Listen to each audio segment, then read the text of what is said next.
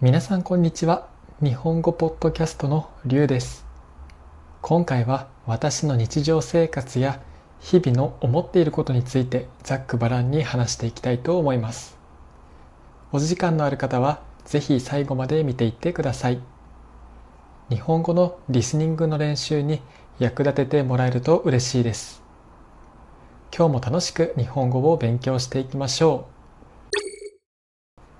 う。まずはじめに最近あった嬉しいことについて話そうと思います。私はいつも自転車か徒歩で移動しているのですが、自転車のハンドルにスマホスタンドをつけていたんですね。皆さんイメージできますか？移動するときにスマートフォンで Google マップを使うので、固定用のスタンドを自転車のハンドルにつけていたんです。そしたら数ヶ月前にそのスタンドがなくなってしまいました。いつどこでなくしたのかわからないのですが、ハンドルにつけていたスタンドがなくなっていたんですね。最初私は誰かが取ったんだと思いました。日本は治安が比較的いい国ですが、時々自転車や傘を取られることがあるんですね。私の姉も最近自転車を取られてしまったんです。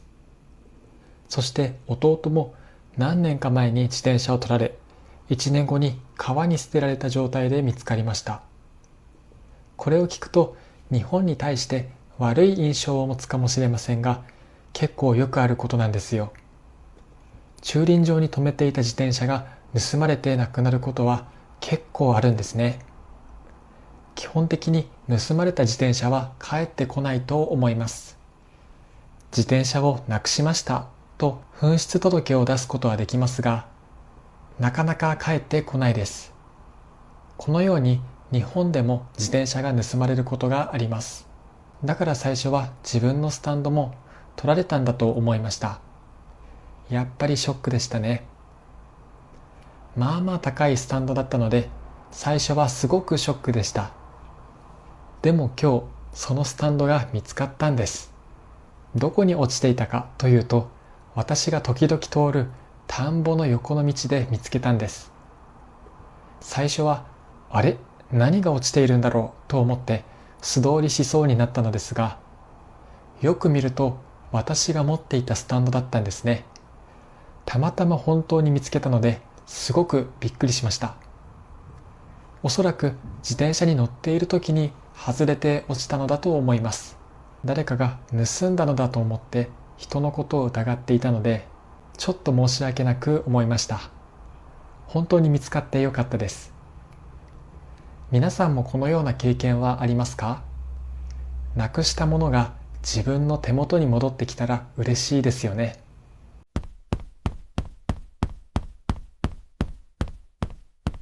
先ほど日本ではよく自転車や傘が盗まれる話をしましたが、自転車や傘は一度取られると帰ってこないものの、他のものは帰ってくる確率が結構高いと思います。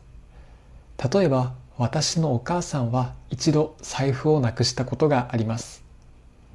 どこでなくしたかというと、福岡の電車かバスなんです。福岡はすごく大都市なんですね。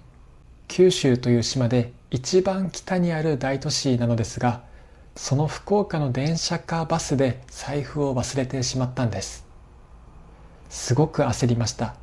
そして警察かバス会社に連絡をしたんですね。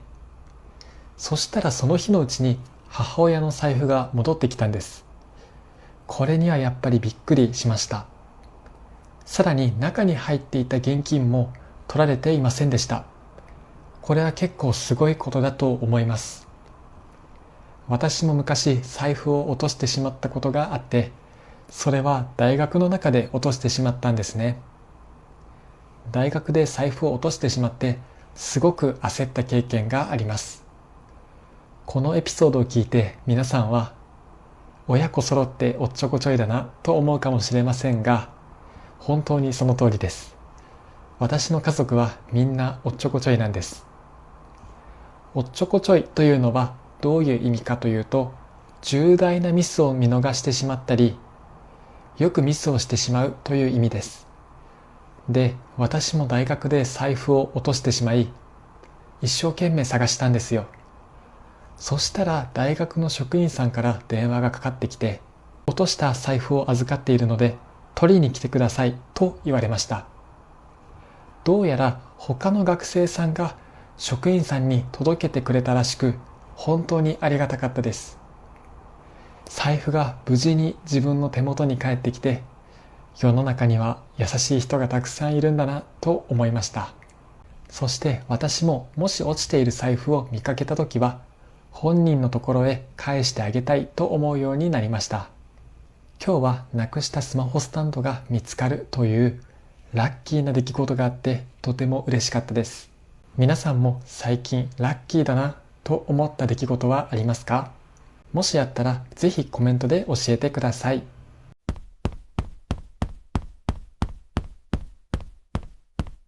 今日自転車のスマホスタンドが見つかった以外にもラッキーだなと思うことはたくさんあります。まずはじめに YouTube を始めてたった2ヶ月ほどでたくさんの方に動画を見てもらえるようになりました。つい最近登録者数も100人を超えて本当に嬉しいなと思っています。登録をしていない方も含めてたくさんの人に動画を見てもらえて感謝しています。いつも動画を見てくれてありがとうございます。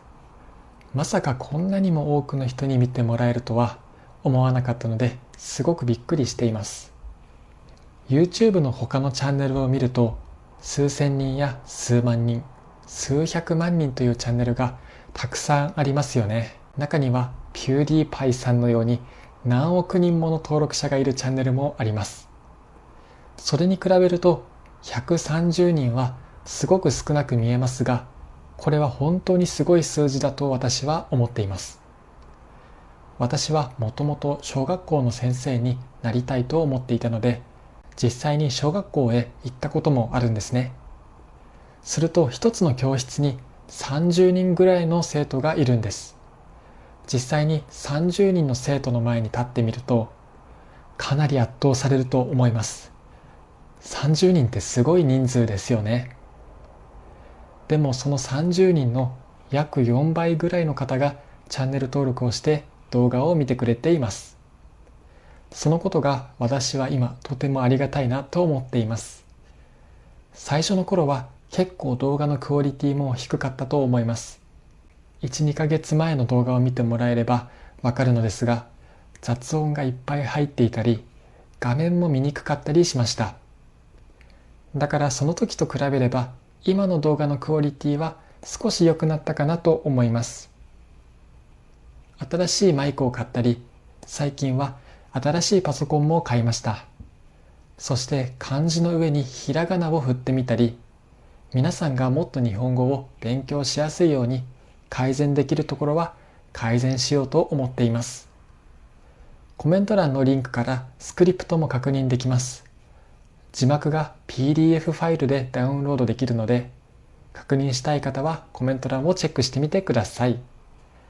これからも見ている皆さんの役に立つような動画を投稿していけたらいいなと思っています。皆さんいつもありがとうございます。そして私がラッキーだなと思う3つ目のことは、今の時代に生まれてきたということです。もちろん現代社会は様々な問題を抱えています。気候問題や日本の経済状態の悪化、世界での戦争や自然災害など多くの問題があります。それでも私は今の時代に生まれてきてよかったなと思っています。まず自分の学びたいことを自由に学べる時代と場所に生まれてきたことです。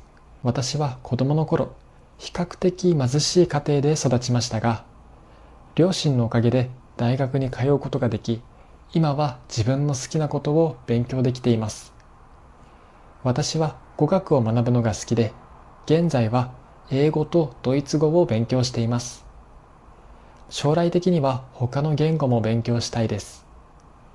今は YouTube などの動画サイトやスマホのおかげで、とても勉強しやすい環境があります。現地の人と話したいと思えば、すぐにビデオ通話もできます。恵まれた環境に生まれてとても幸運だと感じています。デジタルツールを使って皆さんの勉強を手伝うことができ、本当にラッキーだなと思います。皆さんはバタフライ効果を知っていますか？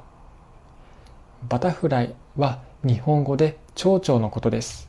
蝶の羽ばたきが遠くの場所に大きな影響を与えるように、小さな出来事が後々大きな結果を生むという意味です。私の YouTube 活動も後々皆さんにとって良い影響となれば嬉しいです。もし私が動画を投稿していなかったら、皆さんは他の動画を見たり別のことをしていたかもしれないですね。私の動画によって皆さんの時間の使い方が変わることはとても感動的なことだと感じます。一昔前ならこんなことはありえませんでした。日本から見て近い国もあれば、ヨーロッパやアメリカのように遠く離れた国もあります。そんな遠くにいる皆さんにメッセージを届けられるのは本当にすごいことだと思います。だからこそ皆さんに少しでも良い影響を与えられる動画を作っていきたいです。今日は最近ラッキーだと感じたことについて話しました。皆さんも最近ラッキーなことがあったら、ぜひコメント欄で共有してください。すべてのコメントに目を通しているので、コメントをいただけるととても嬉しいです。今日も最後まで動画を見てくださりありがとうございました。また次回の動画でお会いしましょう。バイバイ。